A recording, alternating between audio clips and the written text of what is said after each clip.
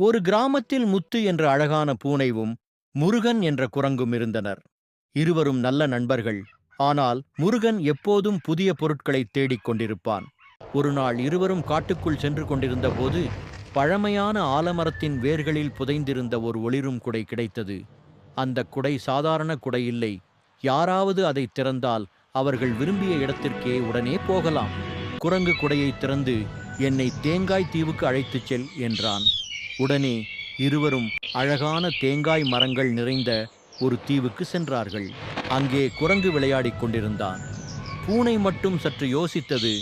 இந்த மந்திரக் குடையை நம்ம ஊருக்கு பயன்படுத்தலாம். எல்லோரும் தண்ணீர் வாங்க பல கிலோமீட்டர் நடக்கிறாங்க. அப்போது பூனை குடையை திறந்து, நம்ம ஊருக்கு பெரிய ஆறு பாயட்டும் என்று கூறியது.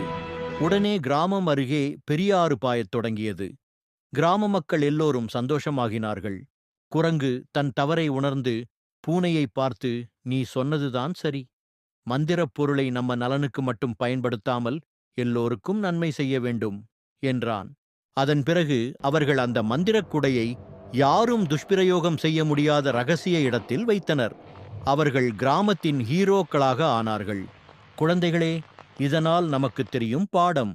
சக்தி அல்லது மந்திரம் கிடைத்தால் அதை நல்ல காரியங்களுக்கு பயன்படுத்தினால் பெரிய மகிழ்ச்சி கிடைக்கும்.